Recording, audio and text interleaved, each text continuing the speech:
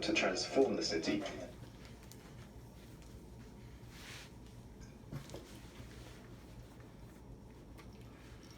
Tigger Star for the Star now. We back at T. For this video, we're gonna have a discussion about Akon City, Akon, the MetaVerse, virtual currency, a more futuristic lifestyle. Is this the beginning of the future?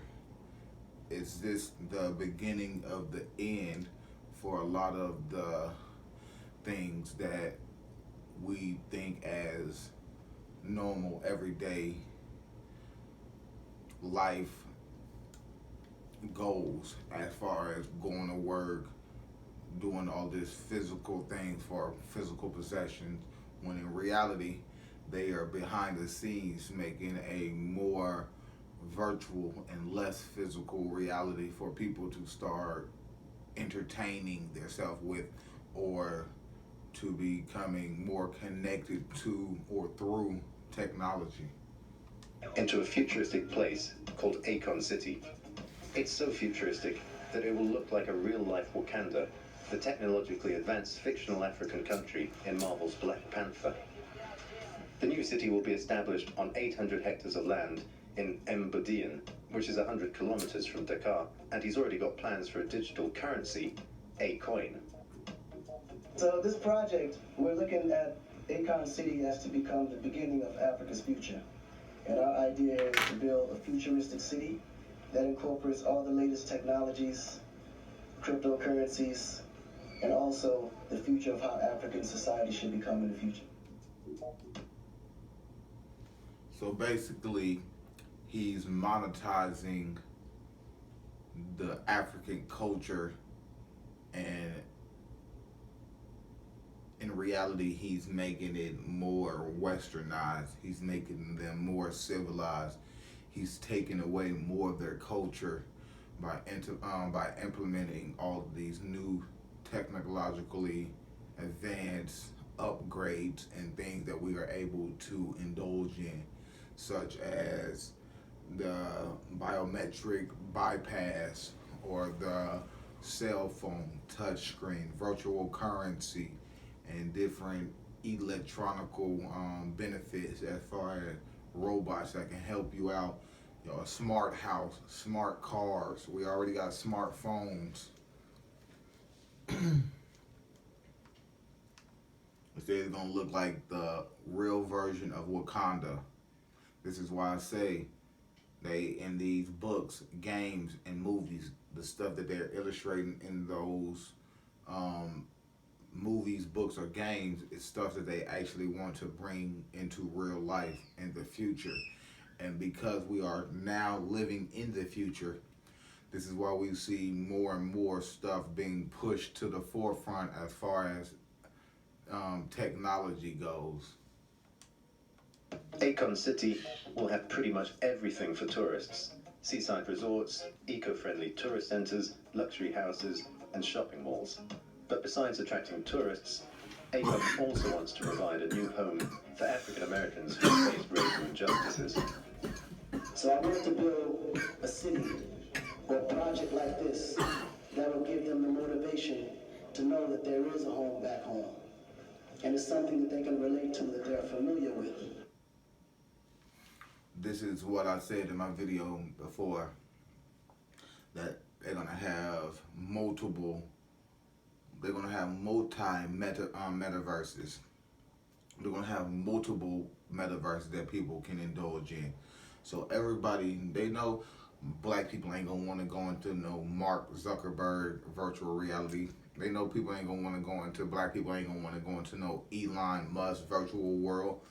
But if you have people like 50 Cent make his own virtual world, you have people like Akon and Jay-Z and other people like that, Ice Cube and different people like that, start to make their own metaverses and their own futuristic cities, then that's how you win over the minority, and to get people to start easing into the future and the futuristic setting that they are putting in front of everybody, like everybody gonna be able to live in a damn place like that. When in reality, in the future, we think the ghettos and shit that we got now, excuse me, is ran down. But just wait till the future. The average apartments and average hoods and ghettos and the shit that we hold so dear to our, them shits is gonna look like potholes in the fucking street in the future. And it's something that they don't have to fear. And they also have a choice. Because the system back home treats them unfairly in so many different ways that you can never imagine. So if you say the system back home, which is America, treating black or African Americans so unfairly, which is true, why are you then going through the same process to build your city? You going through the same litigation, you're going through the same process, you're going through the same technical you're going through the same technicalities as far as certain things being able to be built, certain things ain't being able to be built because of all of these different stipulations that the government has put on the whole world as a whole. So when you say people are going to be able to have more freedom to do what? Because obviously if you're making your city, Akon City, more technologically advanced, we're not going to be able to have a choice to live more naturally and live a more traditional African life as you trying to play the African card with African Americans as if all of us come from Africa. A lot of people don't actually even come from Africa. Twos and a fews do, but for the majority of us black people, we're not fucking African descendants of slaves. And as soon as we get that out of our head, we'll start to realize that the shit that we paying for in the place that we live is actually our shit.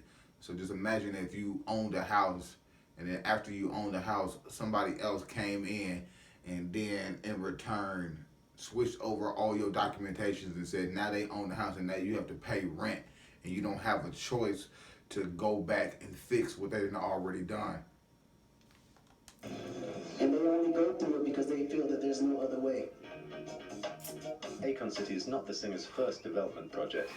He released a song called Africa in 2010 to raise funds for the Confidence Foundation, his charity that builds schools and hospitals in Senegal. In 2014, Akon also announced the Light Up Africa project, which according to his website, gave more than 500 million Africans solar-powered electricity in 25 countries across the continent. Yet Akon has been criticized many times, and the latest target is the A-coin. The digital cash currency is planned to work with cell phone minutes rather than fixed currencies. So the question is, how will it work in Senegal, where only a third of the people use a smartphone? Critics suppose that this real problem won't be the only one for Akon's city of the future. Ola Uduku is a That was something very interesting that was just stated.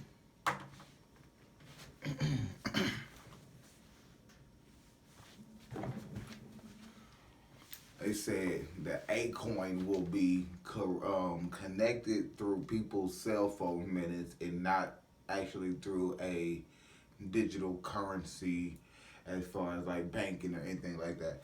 That just made a movie pop up in my head, and it was called In Time, and they had Justin Timberlake playing in that movie. And if anybody watched that movie, we thought like, damn, will we having that in the future where your money is connected to your time and you pay your currency with your actual lifetime? This is what we're going to, where that virtual currency is going to be connected to your virtual presence in the virtual world. So the less virtual currency you got, the more closer you is to dying. Because in return, you're going to need to use virtual currency, aka your life energy, to pay for certain things. Just like they already making people pay with their life to accommodate them for things that they want in this life, such as going to work.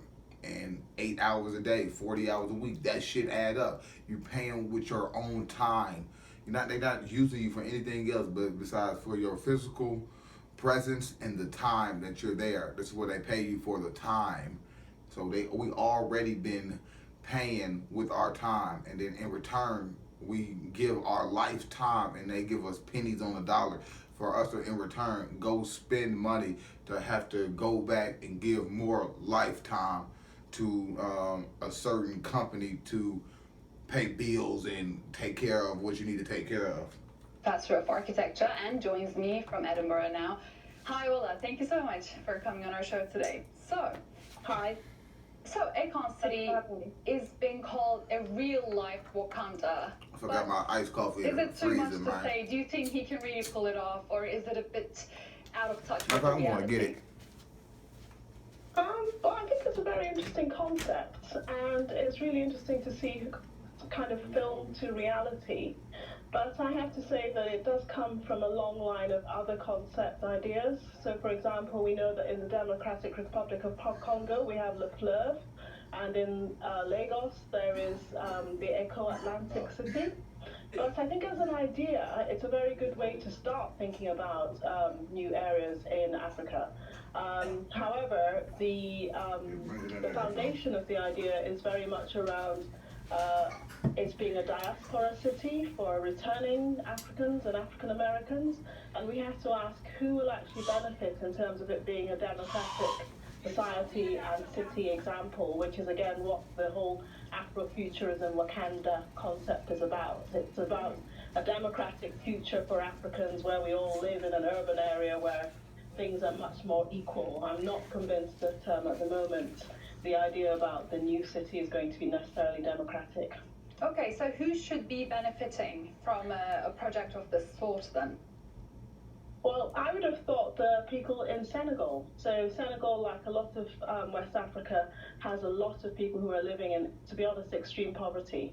So the idea about these cities is that it's a place for everybody. It's democratic. You could be rich, you could be poor, you could live in this new Akon City. At the moment, it does look as though the concept is very much around it being a high-tech city, and if you're rich enough, you can get a flat and everything. But I think for a lot of the average Senegalese, unless they're servicing the apartments as servants, drivers, and so on, they're not really going to benefit from living in these new futuristic buildings. Mm-hmm. So what could Akon have done instead of this? I feel possibly he could have worked with the planners in West Africa, in Senegal. There's a lot of very good architecture in West Africa. African modernism, there have been books talking about the modern cities in West Africa. And maybe working more with local planners and indeed with the United Nations Habitat. I'm thinking about... Know what the fuck he really could have did? Since we've been knowing Akon to have an abundance of wealth and resources and connections, why, if he actually wanted to do this for real, why didn't he,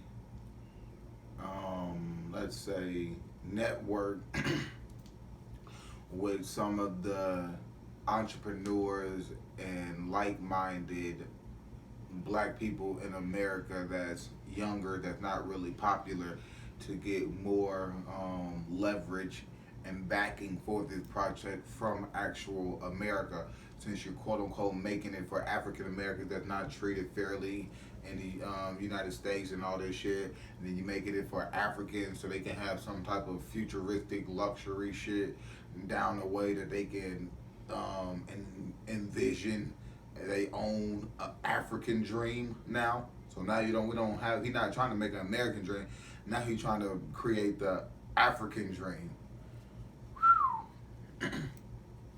All it would have took for people to take this serious, that you would have actually connected with people, smaller people within the United States, in the black community, if this is not a overall pyramid or Ponzi scheme like they trying to say it is. What would be a way of looking at producing a democratic if you like, time capsule, a way in which we could look at cities. In the old days, we had Tema Newtown in Ghana that was planned as a new city that looked at all kinds of occupation, not just for the very rich. So there's a lot of good intellectual manpower on the ground in West Africa that he could have worked with. Yeah. So, Hold on. I just said that, didn't I? I was talking about from America's point of view, but she literally just said the same exact thing I just said. That there's a lot of people in West Africa that he could have been working with on the ground to make it a more beneficial project and keep the futuristic aspect of it as well. This project that he quote unquote trying to make is $6 billion. So you can almost guarantee that he's trying to goddamn capitalize and make 18 to 20 billion dollars off of that in a certain amount of time of it being created and opened and filled up with people.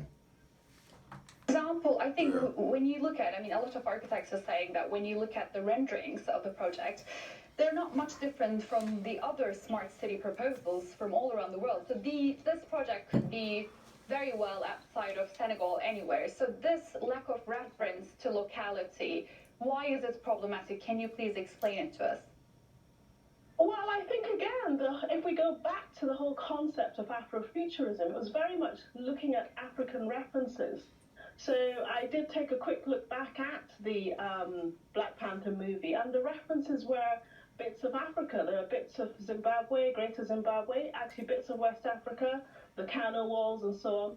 Whereas this rendering that we have of the current city, the new city, is much more, it could be anywhere. It could be in Dubai. I have to say I've heard that the main architect indeed is based in Dubai, maybe. Whereas there are very interesting architects.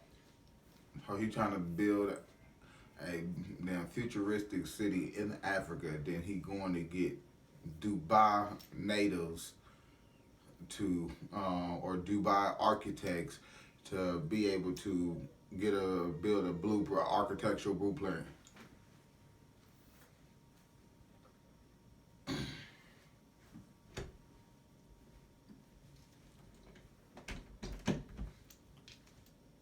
It ain't no good builders in Africa. That ain't where the pyramids at. So people ain't good at architecture in Africa, or you just in it for a different reason. But on the forefront, you're going to use Africa and African Americans as your bargaining chip to be able to solidify enough revenue to be able to have enough investors invest in this futuristic city. On the African continent, for example, we have Dibedu Kere from Burkina Faso. We have in the UK, we've got David Ajayi, who's both Ghanaian and British. So there are African architects whom he could have worked with, who would have also brought in, I think, much more of the African cultural references. Didn't I say that? Senegal particularly has a very, very strong background in style, textiles and things like that, which could also be translated into, I think, really interesting bits of architecture. I mean, some people are saying that Senegal's extremely warm and dry climate is not really a good fit for the materials that are seen in the renderings, the concrete, glass, copper and steel, and the huge windows as we see. So do you think it is likely that this project is going to be successful in the end from what it looks like right now? I think what you are seeing are renderings, and that's the key word. So that's the concept. I hope, because I do think it's really good that we have an investor.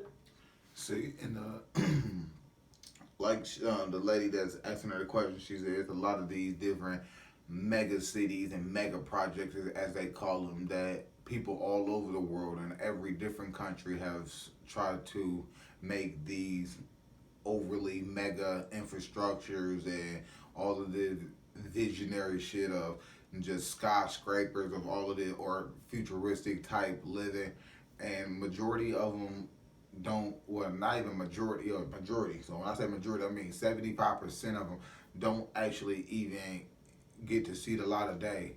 So they will even start to put money into this thing. I didn't watch several videos where they didn't put billions of dollars into infrastructure for a certain different mega project that nobody never heard of, or once we did hear, or once people did hear about it, then they all of a sudden people have shit happen, people go bankrupt, or they kind of find out it wasn't a good idea in the first place. But after they didn't already used up all of these resources to start this infrastructure and put in all of this resources as far as wealth and money and materials type shit, as far as minerals and shit to build the infrastructure, then they just leave that shit to go waste there. They don't take it up or nothing, they just leave it there.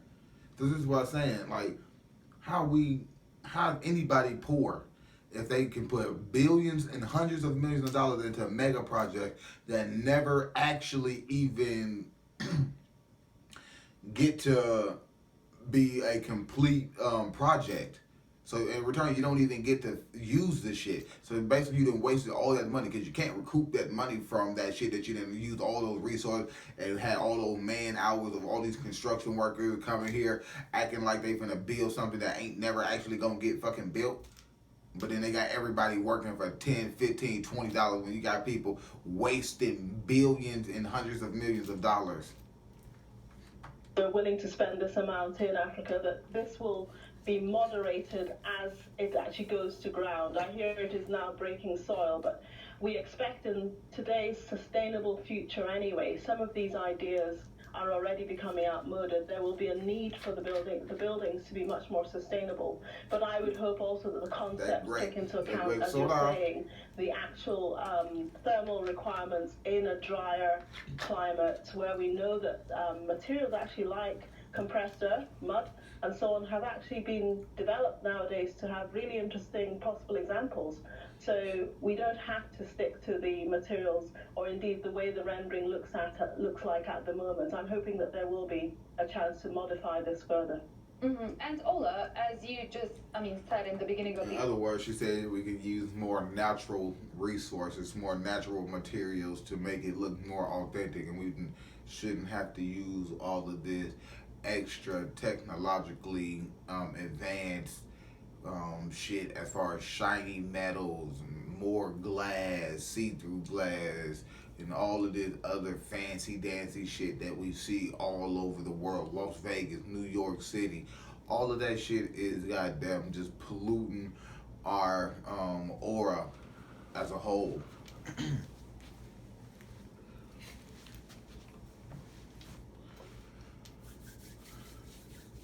These mega cities, and as I say, that 75% of these mega projects don't actually be complete.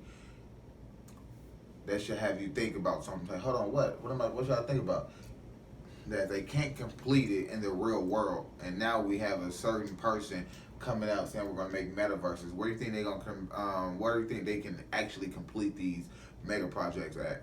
In a virtual space, it's easier to have a rendering, which is basically a virtual representation of what you want something to look like in real life. This is why I say, when we have the books, the games, and the movie, all the shit that they put in those three is shit that they really want to do in real life. So these are the renderings. The movies, the books, and the games are the renderings of actual ideas and actual ways of living that people that known people to do, or want to do, or want to see other people do in some form or fashion. Interview, it really is a part of a larger discussion regarding Afrofuturism. So can you please tell us why people think there is something empowering in this project, which is, I guess, sort of claiming your own future and sort of owning your own future, but why was this lacking from the architectural scene so much, and what can this project do in that sense? Okay, well, I think, again, if we look at the histories of architecture over time, certainly since the Second World War, there was an idea that the international movement was very much being driven really from a Western perspective. I think that in Africa particularly, it's been very difficult to move from everything in the West is best to a situation now where I think with movies like Black Panther and with this furthering of the development of the idea of Afrofuturism, there's that the ability to build and to actually create new ideas and conceptions of how we can live is very powerful. It's very. She just said, shout out to my goddamn sister from another mother. And she closer to my grandmother. So this is why I say we don't have to be all from Africa to be on one same page. And just because somebody is from Mexico or China or Russia or goddamn Australia or goddamn Jamaica, it's a lot of people around the world, we all on the same accord, which we think about shit in a more subtle and natural way. The same thing that she just literally said, man, come on. She said that in the movie, is that now when they start to make these renderings and stuff like this, it starts to fuel people to actually want to bring those things to life. That's exactly what I just said before I even started. This is my first time ever even watching this video. Strong, and the imagery that goes with it, indeed Wakanda and so on, means that for a lot of Africans and black people across the world, it's suddenly, well, it has gradually become something that we can aspire to. We no longer have to say, well, if it's in New York, that's what we want in Africa. The whole Didn't I say New York? Didn't I bring up New York? Futurism project says we can actually do this, and in some ways this project and other projects, as I've talked about earlier, are beginning to say we can actualize our own ideas of what is development on African soil, but with much more African features, which is, I think, where in a way this project at the moment could do much better at. So the idea about actualizing our own ideas about urban life is positive, and I think same thing I said at the beginning of the video. Is this really for Africa when you going through all of the technicalities that America go through to build infrastructure and mega projects and shit like this?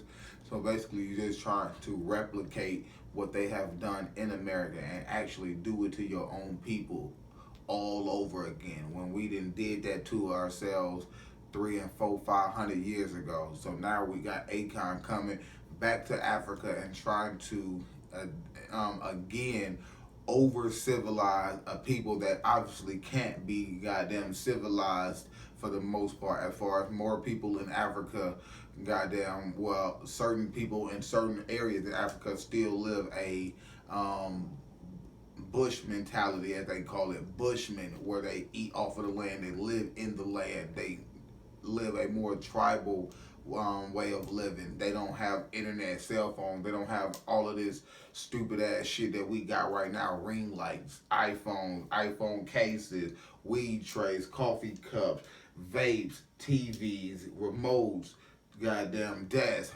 goddamn couches. They ain't got all that shit. Know why? They live in a natural way of living. And in reality, them people are living way longer and outliving us. We're going to close it out at that. I appreciate this video. Akon City. This is the beginning of the future. We are in the future. So this is the beginning of the deep future, as I like to say. Now we're going to go actually into the future. Where it's sitting at the door of the future. It's like basically when you at a club or something like that, when you wait in line, you know you already at the club, but until you get in the club, then you start to get a different feeling of being in the club. But when you in the line, you still kind of feel like you at the club already, because you're already in line to get into the club. So now we're already in line to go deeper into the future. And a lot of people don't even think they in line going to the future, because everybody think they on their own time and doing all this other shit. But in reality, we live in the reality that they put in front of us. We gone. It's your boy, TV Le Star from the Star 9. La Sul 2V. My shit frozen. I ain't even get to sip it.